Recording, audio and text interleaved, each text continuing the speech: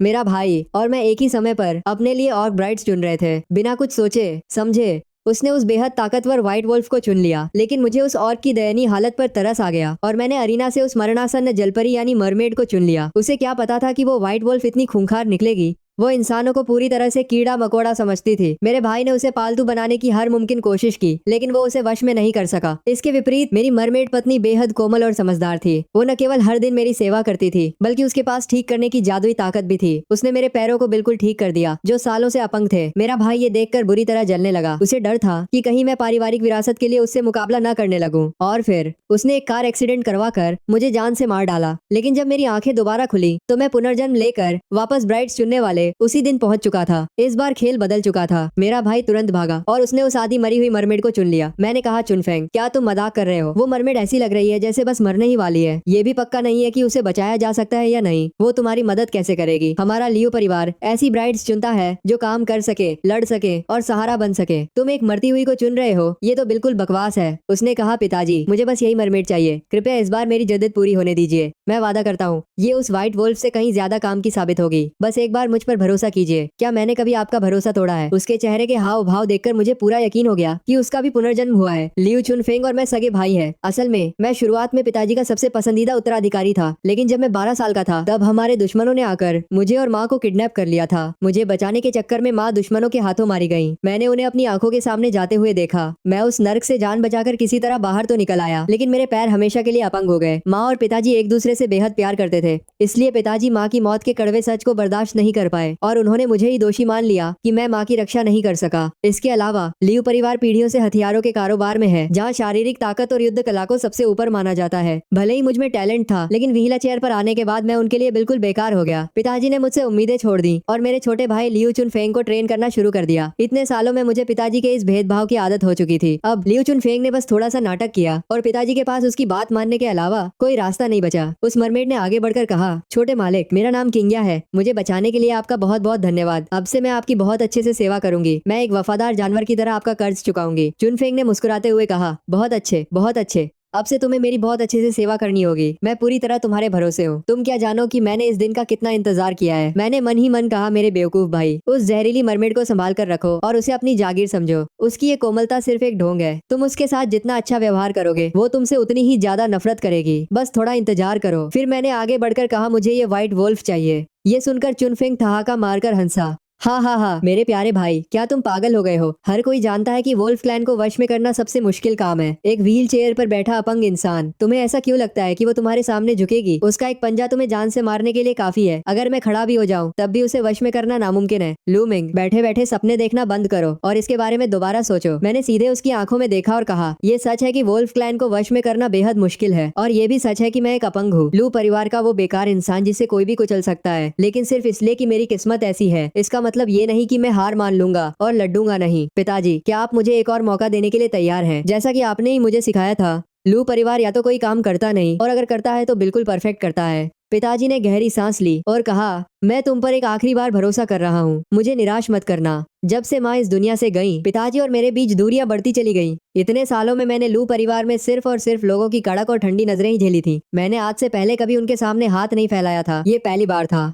मुझे अंदर से महसूस हो रहा था कि सुहा मेरी इस हालत को बदल सकती है, या यूं कहे कि मुझे किसी ऐसे की जरूरत थी जो कंधे से कंधा मिलाकर मेरे साथ खड़ा हो सके, न कि किसी ऐसी मछली की जो सिर्फ डोंग करना जानती हो। मैंने सुहा की तरफ देखा और कहा, मैं तुम्हारे साथ कोई जबरदस्ती नहीं करूंगा। अगर तुम रुकना चाहती हो तो रुको, और जब मन करे तुम यहाँ से जा सकती हो। उसने मुझे घूरते हुए कहा, तुम इंसान सब एक जैसे होते हो। लेकिन पासा मेरी उम्मीद से कहीं ज्यादा तेजी से पलट गया। अचानक चारों तरफ अफरा तफरी मच गई। सेवक चिल्लाया, ये तो बहुत दिखा दी दे। बुरा हुआ, यंग मास्टर चुनफेंग के पेट से बहुत तेजी से खून बह रहा है। पिताजी घबरा गए। क्या चुनफेंग, क्या तुम ठीक हो? तुम्हें कहाँ चोट लगी है? मुझे देखने दो। चुनफेंग ने हंसते हुए कहा, पिताजी, मैं बिल्कुल ठीक हूँ। मैं तो बस किंग्या की ताकत का टेस्ट ले रहा था। उसने कहा था कि वो इसे ठीक कर सकती है। मैंने ट्राई किया और ये सचमुच काम कर गया। देखिए, यहाँ कोई घाव नहीं है, एक दाग तक नहीं बचा। किंग्या ने गर्व से कहा, मैं मरमेड क्लैन की अपनी पीढ़ी की सबसे ताकतवर हीलर हूँ। मेरे आंसुओं में गजब की हीलिंग पावर है, यहाँ तक कि वो मरे हुए इंसान को भी दोबारा जिंदा कर सकते हैं। घाव कितना भी गहरा क्यों ना हो, यहाँ आकर सब पहले जैसा हो जाता है। जब तक मेरी एक भी सांस बाकी है, मैं किसी की भी जान बचा सकती हूँ। पिताजी की आंखें फटी की फटी रह गईं। तुम्हारे पास ये काबिलियत है? सचमुच चुनफेंग उछल पड़ा। देखा पिताजी, मैंने आपसे बहुत पहले ही कहा था ना, मेरा फैसला बिल्कुल सही है। लेकिन मुझे ताज्जुब है कि मेरा भाई उस सफेद भैये का क्या करेगा जिसे वो उठा लाया है। वैसे कहाँ है उसकी वो व्हाइट वुल्फ? क्या वो भाग गई? मुझे पूरा यकीन है कि वो भाग चुकी होगी। लू परिवार का बड़ा बेटा एक औरत तक को वश में नहीं कर सका। पिताजी, अपने छोटे बेटे को देखिए और फिर खुद को देखिए। वो आसमान की तरह खड़ा है और आप दोनों के बीच का अंतर इतना बड़ा कैसे हो सकता है? चुनफेंग ने ढोंग करते हुए कहा। बड़े भाई भी ऐसा नहीं चाहते थे। कृपया उन्हें थोड़ा और समय दीजिए। आखिर उनके पैर ठीक नहीं है और वो व्हाइट वुल्फ बेहद खूंखार है। धीरे धीरे सब ठीक हो जाएगा। मुझे कोई जल्दी नहीं है, मैं इंतजार कर सकता हूँ। मैंने मन ही मन कहा। तुम इतने बेहतरीन तरीके से एक्टिंग कर रहे हो, लेकिन तुम्हारी आंखों की वो क्रूरता, मैं उसे साफ साफ देख सकता हूँ। तुम मुझसे नफरत करते हो, ये मैं जानता हूँ, लेकिन तुम मेरा कुछ नहीं बिगाड़ सकते। उधर कमरे में सुहा ने मुझसे पूछा, तुमने मुझे बांधकर क्यों नहीं रखा? ये मत सोचना कि इस वजह से मैं तुम्हारी एहसानमंद हो जाऊंगी। तुम इंसान सबके सब एक जैसे होते हो। मैंने शांति से कहा, मैंने तुमसे कहा था ना कि मैं तुम्हारे साथ कोई जबरदस्ती नहीं करूंगा। मैं जानता हूँ कि तुम इंसानों से नफरत करती हो। ये सब गा दिया देखा है, तुम इंसान दोस्तारा आ रहा है। मैंने तुमसे कहा देखा था, मैं दोस्तारा से मैं भी करते हो। अगर मैं तुम्हारी जगह होता तो मैं भी उनसे उतनी ही नफरत करता। जब मेरी माँ को मारा गया था तब मैं भी सबसे नफरत करता था। तुम्हें अगर भागना है तो भाग जाओ, रुकना है तो रुक जाओ। लेकिन अगर तुम यहाँ रुकने का फैसला करती हो तो यहाँ तुम्हारे लिए खाना है, सोने के लिए एक आरामदायक बिस्तर है और तुम्हें यहाँ कोई हाथ तक नहीं लगाएगा। फैसला तुम्हारा है। मैं जो कहता हूँ वो करता हूँ। तभी सेवक दौड़ता हुआ आया। बड़े मालिक, बड़े राजकुमार के यहाँ सब कुछ शांत है, लेकिन यंग मास्टर चुनफेंग के यहाँ कुछ अजीब हुआ है। मैंने पूछा, क्या बात है? आराम से बताओ। सेवक ने हाँफते हुए कहा, कल रात उनके कमरे से चीखने चिल्लाने की आवाजें आ रही थीं, जो पूरी रात बंद नहीं हुई। वो आवाजें रूह कंपा देने वाली थीं। आज सुबह जब एक नौकर अंदर गया तो उसने देखा कि वो बिस्तर पर खून से लथपथ पड़े थे। हालांकि उनके सारे घाव ठीक हो चुके थे, लेकिन ऐसा लग रहा था मानो उनके शरीर की पूरी जान निचोड़ ली गई हो। मैंने कहा, अच्छा, ये तो बहुत अच्छी बात है। मिस किंगिया की मेडिकल स्किल्स सचमुच लाजवाब है। अगर वो पूरी रात चीख सकते हैं, इसका मतलब उनमें काफी एनर्जी है। लेकिन यंग मास्टर चुनफेंग की हालत कुछ अजीब लग रही है, मानो वो किसी अंदरूनी दर्द से तड़प रहे हो। उनकी आंखें अंदर धंस गई हैं और चेहरा बिल्कुल सफेद पड़ गया है। जाओ,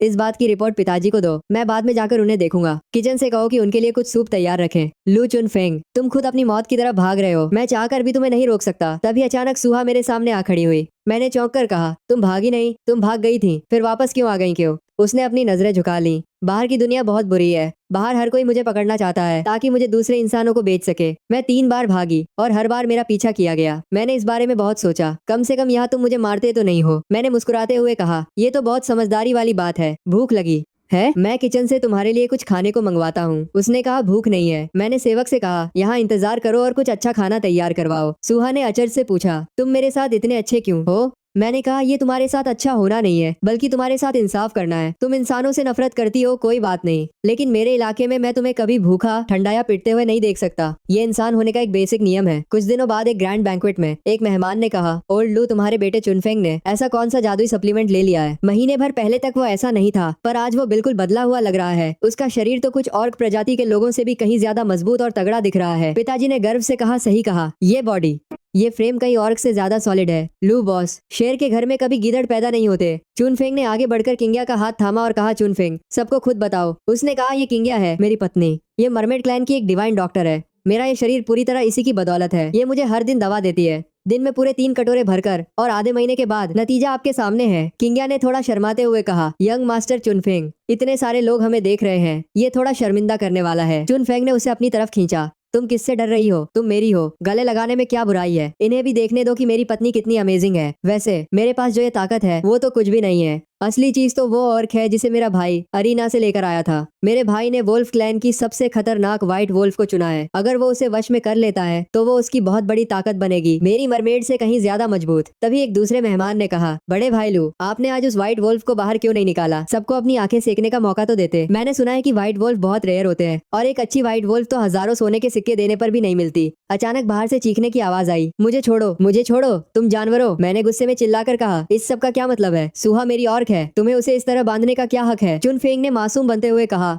पिताजी देखिए, भलाई करने का भी जमाना नहीं रहा। मुझे बिना वजह दोषी ठहराया जा रहा है। ये व्हाइट वोल्फ सुहा बेहद अड़ियल है और इसे वश में करना नामुमकिन है। पिछले आधे महीने में ये पूरे 15 बार भाग चुकी है। इस तरह के ऑर्क जब भी भागे उन्हें तब तक बुरी तरह पीटना चाहिए जब तक कि वो सरेंडर न कर दे। लेकिन मेरे बड़े भाई, वो अपनी ऑर्क को ट्रेन ही नहीं करते, बल्कि उसे खुला छोड़ देते हैं। अगर वो बाहर भाग गई और उसने किसी को नुकसान पहुंचाया तो इससे लू परिवार की बदनामी होगी। मैं तो बस अपने भाई की मदद कर रहा हूँ। अभी अभी मुझे एक नौकर ने बताया कि सुहा फिर से भाग गई थी तो मैंने तुरंत अपने आदमियों को भेजकर उसे पकड़वाया। भाई, इस समस्या को सुलझाने के लिए मुझे थैंक यू कहने के बजाय तुम उल्टा मुझ पर ही इल्जाम लगा रहे हो, क्या ये सही है? आसपास के लोग बुदबुदाने लगे। इंसान हमेशा से ऑर्क को दबाकर ही वश में करते आए हैं। न जाने कितने नाफरमान ऑर्क पीट पीट कर मार डाले गए हैं। छोटे मालिक उसकी मदद ही कर रहे हैं। यंग मास्टर बिल्कुल सही कह रहे हैं। ऑर्क सिर्फ लात के भूत होते हैं, वो बिना पिटाई के कभी सीधे नहीं होते। हाँ, बड़े मालिक कुछ ज्यादा ही नरम दिल है, ऐसे काम नहीं चलेगा। पिताजी ने कड़क आवाज में कहा, इस बदतमीज औरत को नीचे ले जाओ और इसे पूरे 50 कोड़े मारो ताकि इसे लू परिवार के कायदे कानून समझ में आ जाए। मैंने आगे बढ़कर कहा, पिताजी, सुहा आखिरकार मेरी औरत है, क्या आप ये मामला मुझे सौंप सकते हैं? मैं वादा करता हूँ कि वो फिर कभी नहीं भागेगी। पिताजी ने पूछा, ओह, तो तुम इसे कैसे संभालोगे? चुनफेंग ने ताना मारा, बिल्कुल पहले की तरह, उसे जो मन आए वो करने देकर। मुझे लगता है कि इंसानों को औरत के साथ बराबरी का व्यवहार करना चाहिए। मारपीट और जबरदस्ती से कभी सच्ची वफादारी नहीं मिलती। तुम्हें ये समझना होगा कि वो क्या सोचते हैं और क्या चाहते हैं। वो भी आखिर इंसान ही है, बस उनका रूप रंग थोड़ा अलग है। चुनफेंग जोर से हंसा, बकवास,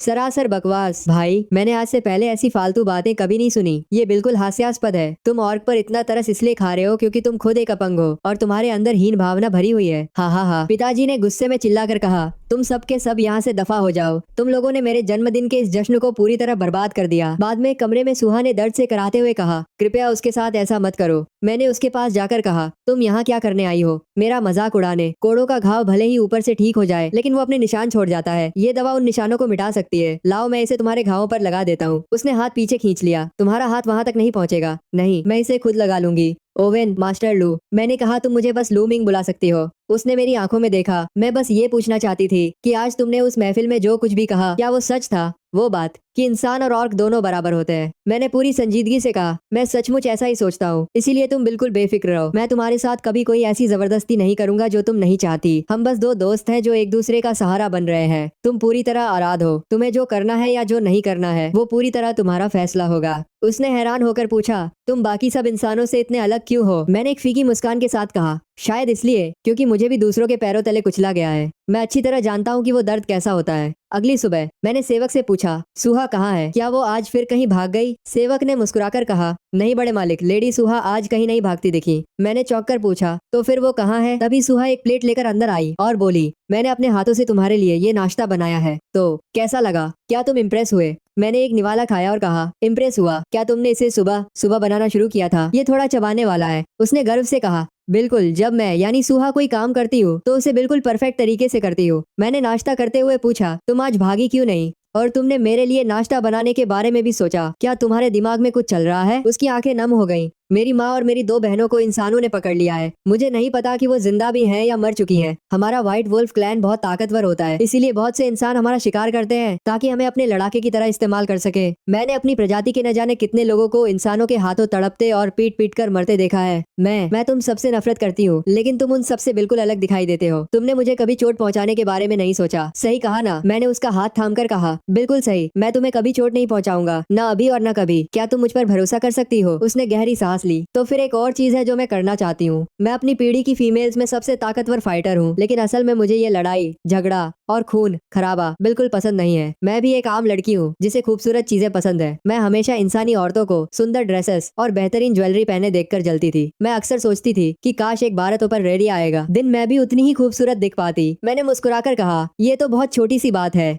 मैं तुम्हें अभी मार्केट लेकर चलूंगा और कपड़े खरीदवाऊंगा, जितने तुम्हें चाहिए उतने। उसने झिझकते हुए कहा, लेकिन मैं एक औरत हूँ, क्या वो दुकानें मुझे अंदर आने देंगी? मैंने गर्व से कहा, जिसके साथ लू परिवार का नाम जुड़ा हो। भला किसकी हिम्मत है जो मना कर दे? जब हम बाहर जा रहे थे तो नौकर आपस में फुसफुसा रहे थे। बड़े मालिक पूरी तरह से उस व्हाइट वुल्फ के वश में आ चुके हैं। हाँ यार, एक औरत को ऐसे संभाल रहे हैं जैसे वो कोई महारानी हो। वो पूरी तरह पागल हो चुके हैं। शॉपिंग के दौरान सुहा शीशे के सामने खड़ी होकर चहक उठी, ये कितनी खूबसूरत ड्रेस है। काश मेरी बहनें भी इतने अच्छे कपड़े पहन पाती। लू मिंग, मुझे उनकी बहुत याद आ रही है। मुझे नहीं पता कि वो जिंदा भी है या नहीं। वो किस हाल में होंगी? मैंने उसकी आंखों के आंसू पोंछे और कहा, मैं उन्हें ढूंढने में तुम्हारी मदद करूंगा। मैं जो कहता हूँ वो करता हूँ। उसने चौंक कर पूछा, सचमुच? क्या तुम सच में मेरी मदद करोगे? मैंने मुस्कुराकर कहा, तुम मेरी पत्नी हो, जाहिर है कि मैं करूंगा। सुहा ने कुछ सोचते हुए कहा, लू मिंग, असल में तुम्हारे ये पैर ऐसे नहीं है जिन्हें ठीक ना किया जा सके। मेरे पास एक तरीका है। मैं तुम्हें व्हाइट वुल्फ क्लैन का वो सीक्रेट हीलिंग फॉर्मूला बताऊंगी जो किसी भी गंभीर चोट से इंसान को बचा सकता है, लेकिन तुम इसे कभी किसी और को मत बताना। असल में सुहा पिछले जन्म में हमेशा लू चुनफेंग के खिलाफ खड़ी रहती थी। उसे कितना भी पीटा गया या सजा दी गई, उसने कभी उसके सामने घुटने नहीं टेके और नहीं कभी उसका साथ दिया। लू चुनफेंग इतने ताकतवर फाइटर को अपने हाथों से बर्बाद होते देखता रहा और वो गुस्से में पैर पटकने के अलावा कुछ नहीं कर सका। इसीलिए जब उसने इस जन्म में किंगिया को इतना कोमल और हीलिंग में माहिर देखा तो उसे जलन होने लगी। यही वजह थी कि इस जिंदगी में उसने सुहा को छोड़ने में एक पल की भी देरी नहीं की और किंगिया को चुन लिया। उसकी नजर में सुहा कितनी भी मजबूत क्यों ना हो, उसे वश में करना बहुत मुश्किल था और उसमें सिर्फ नुकसान था। लेकिन लू चुनफेंग क्या जाने, ऑर्क भी इंसानों की तरह ही होते हैं। आपको खुद को उनकी जगह रखकर देखना होता है और पूरी सच्चाई के साथ उनका दिल जीतना होता है, सिर्फ इसलिए कि वो सुहा को वश में नहीं कर सका।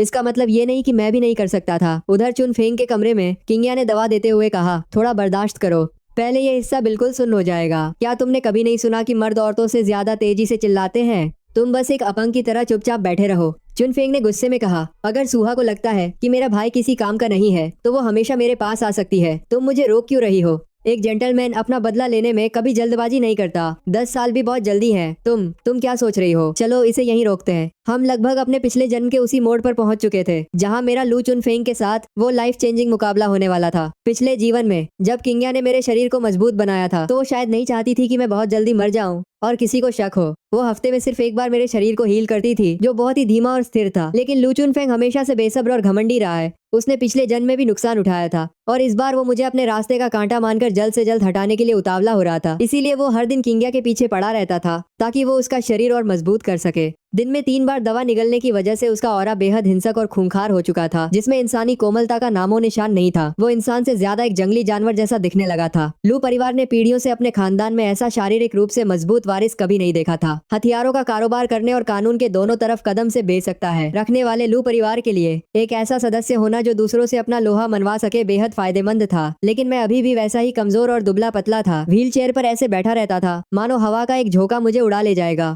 मैं बहुत कम बोलता था। पिताजी ने मेरी तरफ देखकर गहरी सांस ली। लूमिंग, मुझे लगा था कि जब तुमने अरीना से उस सुहा को चुना था तो तुम सचमुच अपनी जिंदगी बदलना चाहते थे, लेकिन तुमने मुझे बहुत निराश किया है। अब जब बात ऐसी है तो इस साल चुन फैमिली गैंग के साथ होने वाली हथियारों की डील पूरी तरह से चुनफेंग संभालेगा। तुम्हें अब इसमें सिर खपाने की कोई जरूरत नहीं है। तुम बस अपनी सेहत पर ध्यान दो। चुनफेंग ने नाटक करते हुए कहा, पिताजी, भले ही बड़े भाई थोड़े कमजोर हैं, लेकिन वो अभी भी लू परिवार के बड़े वारिस हैं। अगर हम उन्हें इस तरह रिप्लेस कर देंगे तो बाहर के लोगों को लगेगा कि हमारे परिवार में फूट पड़ गई है। मुझे उनके साथ जाने दीजिए। अगर कुछ भी गलत हुआ तो मैं बड़े भाई को संभाल लूंगा। पिताजी खुश हो गए। चुनफेंग, तुम सचमुच एक दरियादिल और जिम्मेदार बच्चे हो जो हमेशा परिवार के बारे में सोचता है। तुम अपने भाई से कहीं बेहतर हो। लूमिंग, सुना तुमने? चुनफेंग की खातिर मैं तुम्हें एक और मौका दे रहा हूँ। ये आखिरी बार है। मैंने सिर झुकाया। जी पिताजी। लेकिन वो जिद्दी और कड़क पिता कभी लू चुनफेंग के असली इरादों को भांप नहीं सका। ये कोई भाई का प्यार या परिवार की चिंता नहीं थी। वो अच्छी तरह जानता था कि इस ट्रिप पर भारी तबाही मचने वाली भान नहीं राजिला है। पिछले जन्म में चुन फैमिली गैंग ने हमारे साथ गद्दारी की थी। इस बार भी वैसा ही होने वाला था, जिसके बाद वो बिना किसी रुकावट के सीधे परिवार के मुखिया की गद्दी पर बैठ जाता और कोई उंगली उठाने वाला भी नहीं बचता।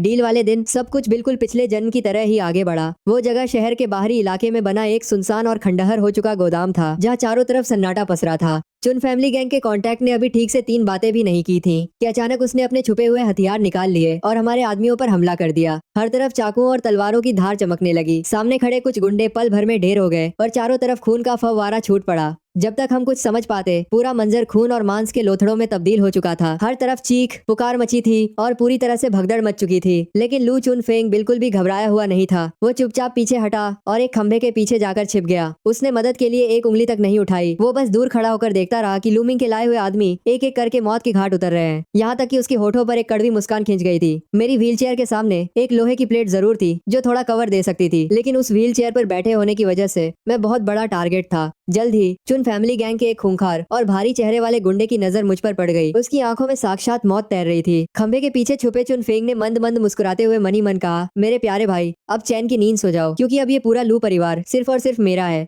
असल में चुनफेंग ने ये सारा जाल खुद बुना था। पिछले जन्म में सिर्फ उनका लीडर गद्दार निकला था और ज्यादा लोग उसके साथ नहीं थे। लेकिन इस बार चुन फैमिली गैंग के लगभग आधे गुंडे लू चुनफेंग के आदमियों के खिलाफ लड़ रहे थे और कुछ गुंडे तो सीधे लू चुनफेंग के ठीक बगल में खड़े थे, लेकिन उन्होंने उसे छूने तक की कोशिश नहीं की। अब खेल पूरी तरह से पलट चुका था। साफ था कि पीठ पीछे कोई गुप्त सौदा हो चुका था। मैंने सुहा की तरफ देखा और कहा, सुहा अब तुम्हारी बारी है, इनमें से एक को भी जिंदा मत छोड़ना। सुहा ने पलक झपकते ही उन पर हमला कर दिया और लू परिवार के घायल गुंडों को उनके चंगुल से छुड़ा लिया। उसने अकेले ही चुन फैमिली गैंग के परखच्चे उड़ा दिए और देखते ही देखते पूरी गैंग ऐसे आता नहीं था। आपको किन्हीं की उनको न डाला है, आपको किन्हीं को मांगे तो मैं कोट देखते हैं। मैं सिर्फ एक ही आदमी जिंदा बचा। चुन फेंग के पीछे डरी सहमी खड़ी किंग्या ने अब अपनी कमजोरी का नाटक करना बंद कर दिया था। उसकी आंखों में गहरा सदमा था। उसने चिल्लाकर पूछा, तुमने सौदा क्यों तोड़ा? यंग मास्टर लू को मारने की हिम्मत कैसे हुई? तुम्हें ऐसा करने का आदेश किसने दिया था? चुन फैमिली गैंग का वो आखिरी बचा गुंडा गिड़गिड़ाने लगा, ये सब यंग मास्टर लू यानी छोटे यंग मास्टर लू का किया धारा है। उन्होंने ही हमें आदेश दिया था।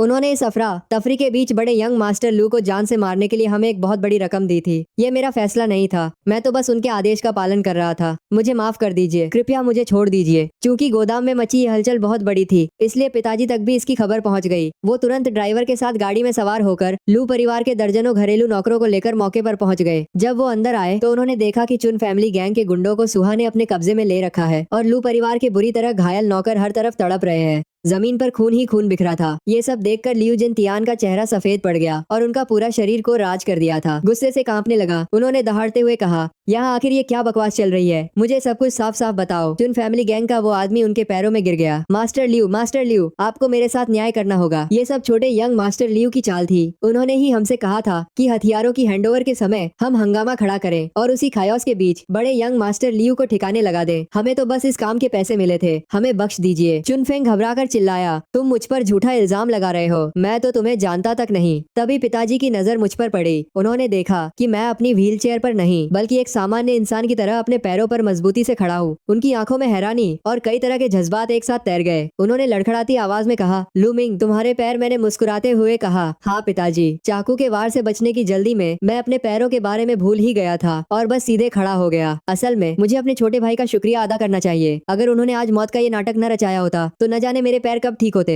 चुनफेंग ने चिल्लाकर कहा, पिताजी के सामने बातों को घुमाना बंद करो। मेरा इस सब से कोई लेना देना नहीं है। तुमने और चुन फैमिली गैंग ने मिलकर मुझे फंसाने की ये साजिश रची है। तुम तो पहले से ही खड़े हो सकते थे। तुमने ये बात हमसे जानबूझकर छुपाई। मैंने उसकी तरफ देखा और कड़क आवाज में कहा, आज जो कुछ भी हुआ है क्या तुम उसके बारे में सच सच बताओगे? पिताजी और मैं तुम्हारे साथ है, तुम्हें कुछ नहीं होगा, बस सच उगल दो। लियू चुनफेंग का चेहरा किसी मुर्दे की तरह सफेद पड़ चुका था। पिताजी ने वहाँ मौजूद कई गुंडों से कड़ाई से पूछताछ की और उन सब ने एक ही बात दोहराई, लियू चुनफेंग ने आज की इस अफरा तफरी का इस्तेमाल मुझे जान से मारने के लिए किया था। लेकिन न केवल मैं मौत के मुंह से बच निकला बल्कि मेरे पैरों का अपंगपन भी ठीक हो गया, बिल्कुल मेरे पिछले जन्म की तरह। जब मैं अपने पिछले जीवन के बारे में सोचता हूँ तो मुझे याद आता है कि चुन फैमिली गैंग ने अचानक हमारे खिलाफ बगावत कर दी थी। अब मुझे एहसास हुआ कि उस वक्त भी पर्दे के पीछे से डोरियां हिलाने वाला कोई और नहीं बल्कि लियू चुन फेंग ही था। लेकिन उसने कभी नहीं सोचा था कि उसकी दी हुई वो गहरी चोट असल में मेरे लिए एक वरदान बन जाएगी। इस बार वो फिर से मेरे हाथों में फंस चुका था। लियू चुन फेंग अपने दिल में अच्छी तरह जान गया था कि अब वो बाजी हार चुका है। एक बड़ी बिजनेस डील को बर्बाद करना और अपने ही सगे भाई की हत्या की साजिश रचना, ये एक अक्षम्य अपराध था। भले ही पिताजी पहले हमेशा उस पर जान छिड़कते थे, लेकिन इस बार वो उसे इतनी आसानी से नहीं छोड़ने वाले थे। चुनफेंग रोते हुए पिताजी के पैरों में गिर गया। पिताजी कृपया मुझे इसे एक बार माफ कर दीजिए, मेरा दिमाग ठिकाने पर नहीं था, मैं ऐसा फिर कभी नहीं करूंगा। अब आपके पास मेरे अलावा कोई दूसरा बेटा नहीं है, आप मुझे इस तरह लावारिस नहीं छोड़ सकते। पिताजी ने उसकी तरफ से अपना मुंह फेर लिया और मेरी तरफ देखकर कहा, लू मिंग चूंकि तुम्हारे पैर अब बिल्कुल ठीक हो चुके हैं, इसलिए तुम्हें लू परिवार की पूरी जिम्मेदारी संभालनी होगी। आज से चुनफेंग का सारा बिजनेस तुम्हारा है, इसे अच्छे से संभालो और मुझे कभी निराश मत करना। लू परिवार का भविष्य अब पूरी तरह तुम पर टिका है। लियू चुनफेंग ये सुनकर पूरी तरह सुनने से बाद दिया चाहिए। लियू चुनफेंग की काफी ज्यादा परवारा है, लियू चुनफेंग की काफी ज्यादा तुम्हारा है, लियू चुनफेंग की काफी ज्यादा परवारा है। हो गया और जमीन पर ढह गया। वो जानता था कि उसके पिता सख्त मिजाज के हैं, लेकिन उसे कभी ये उम्मीद नहीं थी कि जो पिता हमेशा उसकी हर जिद पूरी करते थे वो इस बार उस पर इतना बड़ा वज्रपात करेंगे। उन्होंने उसे एक झटके में सारी ताकतों से बेदखल कर दिया था और एक बेकार मोहरे की तरह फेंक दिया था। गुस्से और सदमे के मारे अचानक उसके मुंह से खून का एक बड़ा फव्वारा छूटा जो गहरा लाल और रो कंपा देने वाला था। उसके शरीर की नसें इस तरह फड़क रही थी मानो अंदर से कुछ फटकर बाहर आने वाला हो। उसे ऐसा महसूस हो रहा था जैसे उसकी चमड़ी के नीचे हजारों कीड़े रेंग रहे हो। लू मिंग की नजर तभी किंग्या के चेहरे पर पड़ी। उसके हाव भाव बदल चुके थे। उसकी आंखों में एक कड़वा सुकून साफ झलक रहा था और उसके होठों पर एक हल्की सी मुस्कान तैर रही थी। साफ था कि पिछले कई दिनों से लियू चुनफेंग जो अपने शरीर को मजबूत बनाने की अंधाधुंध जद कर रहा था, उसी का फायदा उठाकर किंग्या को उसके शरीर में जहर इकट्ठा करने का पूरा मौका मिल गया था। मरमेड क्लैन की उन गुप्त कलाओं को झेलना हर किसी के बस की बात नहीं थी। अब जब उसका मानसिक संतुलन और भावनाएं पूरी तरह टूट चुकी थी तो सारा जहर एक साथ उसके पूरे शरीर में फैल गया।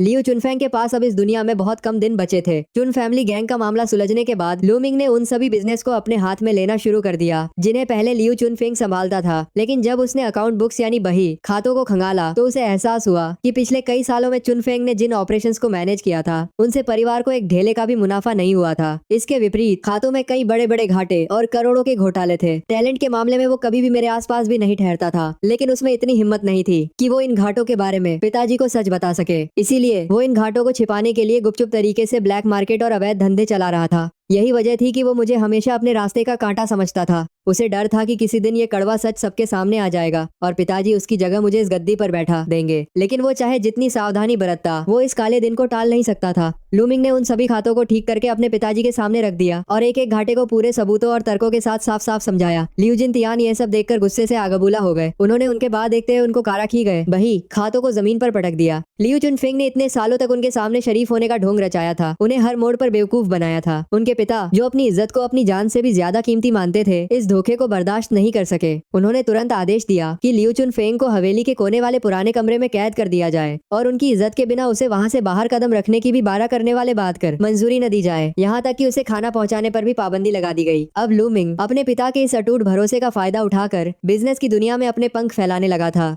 वो बड़े बड़े व्यापारी जो पहले यंग मास्टर लू के तलवे चाटते थे, जब उन्होंने सुना कि लू परिवार की हवा बदल चुकी है तो वे सब लू मिंग को इनविटेशन भेजने और उसकी चापलूसी करने के लिए आपस में होड़ लगाने लगे। कुछ ही मुलाकातों के बाद जो व्यापारी उसके करीब आए, उन्होंने पूरी ईमानदारी से कहा कि लू चुनफेंग की तुलना में लू मिंग कहीं ज्यादा समझदार, गंभीर और भरोसेमंद इंसान है। एक ऐसा मर्द जो बहुत ऊंचाइयों तक जाने के लिए ही बना है। ये तो लू परिवार की बदकिस्मती थी कि इतने सालों तक पैरों की बीमारी की वजह से वो घर में कैद रहा, वरना अगर उसने लू परिवार का बिजनेस पहले संभाला होता तो लू चुनफेंग जैसे नौसिखिए के लिए यहाँ कोई जगह ही नहीं बचती। बिजनेस में अपनी ढाक जमाने के बीच लू मिंग अपने प्यारे छोटे भाई से मिलने जाना नहीं भूला। जब वो लू चुनफेंग के उस पुराने कमरे की तरफ गया तो उसने जानबूझकर नौकरों को मना कर दिया कि वो उसके आने की घोषणा न करे। वो सीधे अंदर चला गया। यह ठीक उसकी दवा का समय था, जब से उसकी सारी ताकतें छीनी गई थीं और उसकी साजिश का पर्दाफाश हुआ था। वो गुस्से में खून की उल्टियां करने के बाद ऐसा बीमार पड़ा कि फिर कभी उठ नहीं सका। वो पूरी तरह से देखभाल के लिए किंगिया के भरोसे था। नौकरों का कहना था कि किंगिया उसे रोजाना एक खास जड़ी बूटी का 3 कटोरा काढ़ा पिलाती थी और दावा करती थी कि इससे वो बहुत जल्दी ठीक हो जाएगा। लेकिन मैं किंगिया को अच्छी तरह जानता था। वो दवा कोई अमृत नहीं बल्कि उसकी मौत को करीब लाने वाला धीमा जहर थी। जैसे ही लूमिंग कमरे के थोड़े से खुले हुए दरवाजे के पास पहुंचा, उसने देखा कि लू चुनफेंग के शरीर की चमड़ी इस कदर सड़ चुकी थी कि उसे पहचानना भी मुश्किल था। घाव सूखते फिर सड़ जाते, फिर सूखते और फिर सड़ जाते। उसका पूरा शरीर अब इंसानी ढांचा नहीं रह गया था। वो साक्षात मौत के कगार पर लेटा हुआ था। आंखें बंद थीं और सांसें इतनी कमजोर थी मानो अभी थम जाएंगी। किंगिया बिस्तर के पास बैठी थी और उसके हाथ में सफेद चीनी मिट्टी का एक कटोरा था, जिसके नीचे दवा के कुछ अवशेष बचे थे। ये देखकर कि लू चुनफेंग गहरी नींद में है और कमरे में कोई और नहीं है, किंगिया ने आखिरकार अपने चेहरे से वो मुखौटा हटा दिया। उसकी कोमलता गायब हो चुकी थी और चेहरे पर सिर्फ और सिर्फ ठंडी नफरत बची थी। उसने उसकी तरफ देखकर कड़वाहट से कहा, लू चुनफेंग, तुम खुद को बहुत बड़ा और ऊंचा इंसान समझते थे ना? अब देखो, तुम न तो बोल सकते हो और न ही अपने हाथ पैर हिला सकते हो। हमारे मरमेड क्लैन का ये सीक्रेट नुस्खा बहुत अच्छे से काम कर रहा है ना? तुम जैसे बेवकूफ कभी नहीं समझ पाएंगे कि ये ताकत तुम्हारी जिंदगी की कीमत पर मिलती है। क्या तुम्हें इस बात का अंदाजा भी था? हम मरमेड ने ये दवा तुम जैसे जालिम इंसानों से मुकाबला करने और अपना बदला लेने के लिए बनाई थी। हमारी क्लैन का बच्चा ये जानता है, इस अंधी ताकत के पीछे सिर्फ और सिर्फ दर्दनाक मौत छिपी है। इसके बावजूद हमारे सबसे बहादुर मरमेड पुरुष के क्यावर बनाने की काम गया है। अपने लोगों की रक्षा के लिए हंसते हंसते इस जहर को पीते हैं और तड़प तड़प कर अपनी जान दे देते हैं। लेकिन तुमने इसे कोई टॉनिक समझा और मुझसे हर दिन इसे ज्यादा डोज में देने की भीख मांगते रहे। ये तुम इंसानों को हमारे शिकार की मिली हुई सजा है। तुम इसी के लायक हो, तुम्हारा भाई भी इसी के लायक है और इस दुनिया का हर इंसान इसी मौत के लायक है। लूमिंग दरवाजे के बाहर खड़ा चुपचाप ये सब सुन रहा था। तो ये थी पूरी कहानी। यही वजह थी कि किंगिया हमेशा मुझसे और पूरे लू परिवार से इतनी नफरत करती थी। वो हर उस इंसान से नफरत करती थी जो ऑर्क बीस्टमैन को इंसान नहीं समझते थे। उसकी नजर में हम सब हत्यारे थे जो सिर्फ मौत के हकदार थे। लूमिंग ने धीरे केरा से दरवाजा धकेला। उसके कदमों की आवाज बहुत हल्की थी। उसने अंदर आते हुए कहा, तो तुम्हारे दिल में इतने सालों से यही सब चल रहा था? किंगिया ने चौंक कर पीछे देखा और थरथराते हुए बोली, यंग मास्टर लू, आपने सब कुछ सुन लिया? मैंने शांति से कहा, कोई बात नहीं, मैं ये सब बहुत पहले से जानता था, बिल्कुल शुरुआत से। उसकी आंखें फटी की फटी रह गईं। तुमने मुझे कब पहचाना? मैंने कहा, पहले ही दिन से। जिस पल तुम उस अरीना में घुटनों के बल बैठी थी, मैं जान गया था कि तुम सिर्फ नाटक कर रही हो। एक सचमुच वफादार और डरी हुई जलपरी की आंखों में वो खूंखार चमक कभी नहीं हो सकती। उसने पूछा, तो फिर तुमने मेरा पर्दाफाश क्यों नहीं किया? तुमने मुझे लू परिवार में रहने की इजाजत क्यों दी? तुम तो आसानी से मुझे मार सकते थे। मैंने उसकी आंखों में देखा और कहा, क्योंकि अगर मैं खुद को तुम्हारी जगह रखकर देखूं, अगर कोई दुश्मन मेरे परिवार को उजाड़ दे, मेरे लोगों को मार डाले और फिर मुझे पकड़कर जिंदगी भर गुलामी करने के लिए मजबूर कर दे, तो मैं भी उससे उतनी ही नफरत करूंगा। मैं भी उससे बदला लेने की आग में जलूंगा। इसलिए मैं चाहकर भी तुम्हें सजा नहीं दे सका। किंगिया ये सुनकर बिल्कुल सुन्न हो गई। उसकी आंखें अचानक लाल हो गई और उनमें आंसू तैरने लगे। मैंने आगे कोशिश करते गया को बादर बादर की कहा, इंसानों का ऑर्क पर जुल्म करना एक ऐसी ऐतिहासिक बीमारी है जो पीढ़ियों से चली आ रही है। इस गहरी नफरत को इतने कम समय में खत्म नहीं किया जा सकता, लेकिन इसमें तुम ऑर्क की कोई गलती नहीं थी। गलती हमेशा इंसानों की ही थी। तुम सब तो बस अपनी आजादी और एक इंसान की तरह जीने का हक चाहते थे। ये बात कहते कहते लूमिंग की नजर बिस्तर पर पड़े लू चुनफेंग पर गई, जो गहरी नींद का नाटक कर रहा था। उसकी पलकें हल्की सी फड़की। मैं तुरंत समझ गया कि मेरा भाई काफी देर पहले ही होश में आ चुका है। यह देखकर कि मैं और किंगिया दोनों यहाँ मौजूद है और अब उसके पास बचने का कोई रास्ता नहीं है, वो बस चुपचाप सोने का ढोंग कर रहा था। लूमिंग ने अपनी आंखों से किंगिया की तरफ इशारा किया और फुसफुसाते हुए कहा, किंगिया, लू चुनफेंग की पलकों को देखो, अब हमें क्या करना चाहिए। उसने वहाँ खड़े होकर सब कुछ सुन लिया था। लूमिंग मुस्कुराया और उसने बहुत पहले से तैयार करके रखा हुआ गूंगा करने का जहर निकाला और उसे किंगिया के हाथों में सौंप दिया। ये जहर का पैकेट उसने वैसे भी आज लू चुनफेंग के लिए ही रखा था, पर उसे अंदाजा नहीं था कि ये इतनी जल्दी किसी और काम में आ जाएगा। इसके बाद जो कुछ भी हुआ वो लूमिंग ने अपने हाथों से नहीं किया। किंगिया ने बिना किसी हिचकिचाहट के लू चुनफेंग की आवाज में वो जहर मिला दिया। अब उसके हाथ पैर पूरी तरह सड़ चुके थे। वो न तो लिख सकता था, न बोल सकता था और न ही अपना बचाव कर सकता था। यहाँ तक कि बिना किसी की मदद के वो खाना पीना या वॉशरूम तक नहीं जा सकता था। पिताजी के आदेश के बिना अगर वो उस कोने के कमरे में मर भी जाता तो किसी को कानो कान खबर नहीं होती। लू चुनफेंग अब पूरी तरह से मेरे साथ मुकाबला करने की योग्यता खो चुका था। वो बस बिस्तर पर पड़ा अपनी आंखें खोले अपनी मौत का इंतजार करने के लिए मजबूर था। लूमिंग ने बड़ी ही समझदारी से लू परिवार में अपनी पकड़ करने के लिए मजबूर था। लूमिंग ने बड़ी ही समझदारी से मेरे साथ मुकाबला करने के लिए मजबूर था। लूमिंग ने बड़ी ही समझदारी से मेरे साथ मुकाबला करने के लिए मजबूर था। लूमिंग ने बड़ी ही समझदारी से मेरे साथ मुकाबला करने के लिए मजबूर था। लूमिंग ने बड़ी ही समझदारी से मेरे साथ मुकाबला करने के लिए मजबूर था। लूमिंग ने बड़ी ही समझदारी से मेरे साथ मुकाबला करने के लिए मजबूर था। लूमिंग ने बड़ी ही समझदारी से मेरे साथ मुकाबला करने के लिए मजबूर था। मजबूत कर ली। और कुछ महीनों के बाद लू चुनफेंग की बिना किसी शोर शराबे की मौत हो गई। लूमिंग ने आधिकारिक तौर पर अपने पिताजी से परिवार के मुखिया का पद संभाल लिया और लू परिवार के हथियारों के कारोबार को एक नए मुकाम पर पहुंचा दिया, जो उसके पिता के समय से कहीं ज्यादा समृद्ध था। सत्ता हाथ में लेते ही लूमिंग ने ऑर्क के लिए कई नए नियम लागू किए। कम से कम लू परिवार के नियंत्रण वाले इलाकों में अब बीस्टमैन के अधिकारों की पूरी गारंटी थी। कोई मारपीट नहीं, कोई शोषण नहीं। उन्हें इंसानों की तरह ही पूरा खाना, कपड़े और उनके काम के बदले सही पैसे दिए जाते थे। जहाँ तक किंगिया का सवाल था, लू चुनफेंग की मौत के बाद लूमिंग ने उसकी इच्छा के अनुसार उसे वापस मरमेड क्लैन में लौटने की आजादी दे दी। जाने से ठीक पहले मानो उसे किसी बात का एहसास हुआ। उसने पीछे मुड़कर लूमिंग की तरफ देखा और कहा, लूमिंग, मैंने एक सपना देखा था। उस सपने में मैं तुम्हारी पत्नी थी और आखिरी में मैंने ही तुम्हें मार डाला था। मैंने उसी सीक्रेट दवा का इस्तेमाल किया था जिससे तुम बेहद ताकतवर हो गए थे और फिर तुम्हारी मौत हो गई थी। लूमिंग ने मुस्कुराते हुए कहा, वो सिर्फ एक सपना था, तुम उसे बहुत गंभीरता से ले रही हो। किंगिया ने अपनी आंखें झुका ली, लेकिन फिर भी मैं तुमसे नफरत करने और तुम्हें नुकसान पहुंचाने की बात सोचने के लिए माफी मांगना चाहती हूँ। लूमिंग ने कहा, मैं तुम्हारी माफी स्वीकार करता हूँ। अब अपने लोगों के पास वापस लौट जाओ, अपने दिल से नफरत को निकाल दो और अपनी जिंदगी अच्छे से जियो। मुझे लगा कि शायद उसे भी अपने पिछले जन्म की यादें आ गई थी, लेकिन अब इन सब बातों का कोई मतलब नहीं था। पिछला जन्म हो या ये जन्म, पुरानी दुश्मनी और शिकायतों को अब बीत जाने देना ही बेहतर था। लूमिंग ने किंगिया को लू परिवार से जाते हुए देखा। उसका साया सुबह के धुंधलके में धीरे धीरे गायब हो गया। फिर उसने मुड़कर सुहा के हल्के से उभरे हुए पेट को छुआ और कहा, इस बच्चे को देखो, अभी पैदा भी नहीं हुआ है और अंदर इतनी लातें मार रहा है। बाहर आते ही ये पक्का एक तगड़ा और मजबूत लड़का बनेगा। मैं उम्मीद करता हूँ कि वो एक ऐसी दुनिया में जन्म ले जहाँ कोई भेदभाव न हो, जहाँ उसे अपनी माँ की तरह छुपकर भागना और पिटना ना पड़े। 5 साल बीत गए। सुहा ने आकर कहा, पिताजी, हमारे छोटे नियान की हाइट फिर से बढ़ गई है। उस बच्चे को सुहा की व्हाइट वुल्फ की नस्ल विरासत में मिली थी, इसलिए महज 4 साल की उम्र में ही वो अपनी उम्र के इंसानी बच्चों से काफी बड़ा और तगड़ा दिखता था। उसकी गहरी नीली आंखें बिल्कुल अपनी माँ जैसी थीं। हमने उसका नाम लू नियान रखा था, जिसका मतलब था एक अटूट याद। लूमिंग ने पूछा, बाकी बड़े परिवारों के साथ बीस्टमैन की आदि के एग्रीमेंट पर साइन करने का काम कहाँ तक पहुँचा? कितने लोग मान गए हैं? सुहा ने जवाब दिया, 70% लोगों ने साइन कर दिए हैं। बाकी के 30% या तो वो परिवार हैं जिनकी लू परिवार के साथ पुरानी दुश्मनी है, या फिर वो पुराने ख्यालात के जिद्दी लोग हैं जो किसी भी कीमत पर मानने को तैयार नहीं है। लेकिन कोई बात नहीं, हथियारों के कारोबार में उन्हें आखिरकार हमारे ही कायदों से चलना होगा। हम धीरे धीरे उन्हें संभाल लेंगे, कोई जल्दबाजी नहीं है,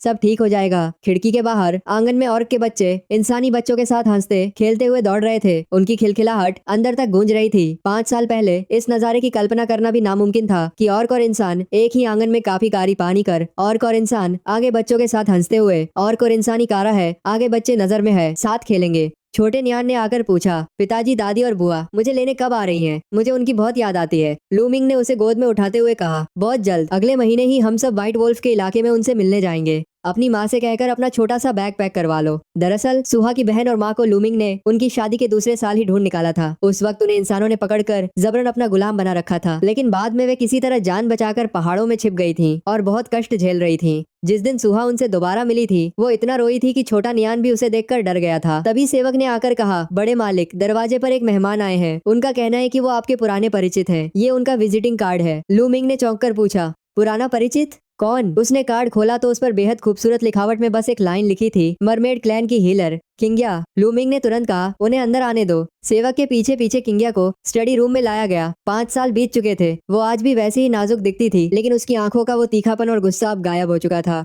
मानो वक्त ने उसके सारे जख्मों को भर दिया हो। उसने अब लू परिवार के गुलामों वाले फटे पुराने कपड़े नहीं पहने थे, बल्कि वो एक हल्के नीले रंग की खूबसूरत ड्रेस में थी। कपड़ा भले ही महंगा नहीं था, लेकिन वो बेहद साफ सुथरा और शालीन था, जो उस पर बहुत जच रहा था। उसके हाथ में बांस का एक मेडिकल बॉक्स था। अंदर आते ही उसने लूमिंग और सुहा को पूरे सम्मान के साथ झुककर प्रणाम किया और कहा, बड़े मालिक लू, बड़ी मालकिन, अचानक इस तरह बिना बताए आने के लिए मैं माफी चाहती हूँ। लूमिंग ने मुस्कुराकर कहा, मिस किंग्या, आज लू परिवार में आपका आना कैसे हुआ? कृपया बैठिए। किंग्या ने छोटे न्यान को देखकर कहा, ये बच्चा सचमुच बहुत प्यारा है, बिल्कुल अपनी माँ जैसा दिखता है। वैसे बड़े मालिक, मेरे आज यहाँ आने की पहली वजह तो ये है कि मैं आपका शुक्रिया अदा करना चाहती थी कि आपने उस वक्त मुझे सही सलामत जाने दिया। अगर आप ना होते तो मैं शायद उसी हवेली में दम तोड़ देती और आज का ये दिन कभी नहीं देख पाती। मैं आपका ये एहसान कभी नहीं भूल सकती। और दूसरी वजह यह है कि ये हमारे मरमेड क्लैन द्वारा तैयार किया गया एक नया मलहम है, जो जले हुए घावों पर जादू की तरह काम करता है और एक दाग तक नहीं छोड़ता। चूंकि लू परिवार हथियारों का बड़ा बिजनेस करता है, तो वर्कर्स के साथ छोटे मोटे एक्सीडेंट होना आम बात है। मैं इसे आपके लिए एक छोटे से तोहफे के रूप में लाई हूँ, कृपया इसे स्वीकार करें।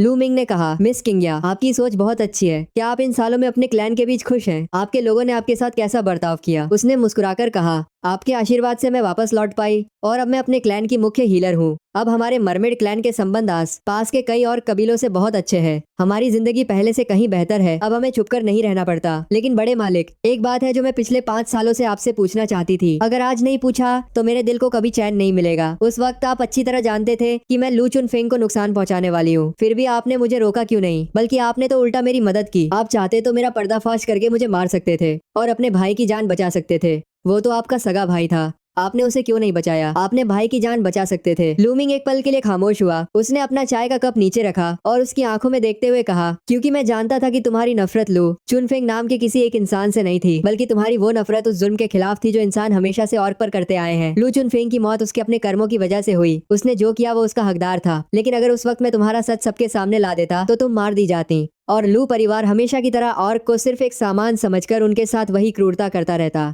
कुछ भी नहीं बदलता। जो मरने के लायक था वो मर गया, बस उतना ही काफी था। किंग्या ने अपना सिर झुका लिया। वो काफी देर तक चुप रही और उसके कंधे हल्के से कांप रहे थे। सुहा ने आगे बढ़कर कहा, मिस किंग्या, क्या आप जानती हैं कि मैं उस वक्त लूमिंग पर भरोसा करने के लिए क्यों तैयार हुई थी? शुरुआत में तो मैं भी इससे उतनी ही नफरत करती थी और इसे मार डालना चाहती थी। किंग्या ने अपनी लाल आंखें उठाकर उसकी तरफ देखा। सुहा ने आगे कहा, क्योंकि इसने मुझसे कहा था कि इंसान और ऑर्क दोनों बराबर होने चाहिए। उस वक्त मुझे लगा था कि आपको बढ़ने की लाभ होगी वरी देखी। आज ऐसे किंदो केक है जिसको एक साथ में चाहता है। आपको देखने के लिए वरी देखने के लिए अपने क्या खरा था कि ये सिर्फ बहलाने वाली मीठी बातें हैं, क्योंकि इंसान हमेशा झूठ बोलते हैं। लेकिन बाद में मुझे एहसास हुआ कि ये जो कहता है वो सचमुच दिल से कहता है और उसने वैसा ही करके दिखाया। पिछले 5 सालों में उसने ऑर्क के लिए जो कुछ भी किया है वो मैंने अपनी आंखों से देखा है। वो सिर्फ बातें नहीं करता, उसे हकीकत में बदलता है। किंग्या की आंखों से आंसू बह निकले। थैंक यू, आप दोनों का बहुत बहुत धन्यवाद, मुझे ये दिखाने के लिए कि इस दुनिया में अभी भी कुछ अलग और अच्छे इंसान बाकी हैं। लूमिंग ने माहौल को हल्का करते हुए कहा, चलो अब ये इमोशनल बातें बंद करते हैं। अगर तुम सचमुच शुक्रिया अदा करना चाहती हो तो मरमेड क्लैन और लू परिवार के बीच के इस रिश्ते को और मजबूत बनाओ। जब भी तुम्हें किसी चीज की जरूरत हो बस एक बार कह देना, हम सब अब एक ही परिवार हैं। किंग्या ने मुस्कुराते हुए कहा, जी मैं ऐसा ही करूंगी। किंग्या को विदा करने के बाद सुहा छोटे नियान को गोद में लिए लूमिंग के पास आकर बैठ गई और उसके कंधे पर अपना सिर टिका दिया। छोटा नियान पहले ही सो चुका था और नींद में ही उसके छोटे छोटे होठ कुछ बुदबुदा रहे थे। सुहा ने धीरे से पूछा, लूमिंग मुझे बताओ हमारा बच्चा आने वाले समय में कैसी दुनिया में बड़ा होगा? लूमिंग ने उसका हाथ थामकर कहा, एक ऐसी दुनिया में जो आज की दुनिया से कहीं ज्यादा खूबसूरत और बेहतर होगी। मैं तुमसे वादा करता हूँ। सुहा ने मुस्कुराकर कहा, तुम इतने यकीन के साथ कैसे कह सकते हो? लूमिंग ने खिड़की के बाहर देखते हुए कहा, क्योंकि इस दुनिया में हम सब साथ हैं। जब किंग्या जैसे समझदार लोग और ये मासूम बच्चे हमारे साथ हैं तो सब मुमकिन है। नफरत और भेदभाव पीढ़ियों से बनते आ रहे हैं तो उन्हें खत्म होने में भी थोड़ा वक्त लगेगा। अगर हम अपने समय में इसे पूरी तरह ठीक नहीं कर पाए तो हम ये जिम्मेदारी अगली पीढ़ी को सौंप देंगे। लेकिन एक दिन ऐसा जरूर आएगा जब इंसान और ऑर्क के बीच की ये दीवार हमेशा के लिए ढह जाएगी। सुहा ने उसकी बात पर सहमति जताते हुए अपनी आंखें बंद कर लीं। खिड़की के बाहर सूरज ढल रहा था और उसकी सुनहरी किरणें पूरे आंगन को एक खूबसूरत रंग में सराबोर कर रही थीं। बच्चों की वो रान करने के जान करके सूरज के लिए, बच्चों की वो रान करने के जान करके सूरज के लिए, जान करने के बद मिलेगा एक कॉन्फिड करने लिए। बची कुची खिलखिलाहट किसी मधुर संगीत की तरह हवा में तैर रही थी। सोते हुए छोटे नियान ने करवट ली और उसका छोटा सा हाथ लूमिंग की शर्ट को कसकर थामते हुए नींद में ही बुदबुदाया, दादी, बुआ, जल्दी आओ।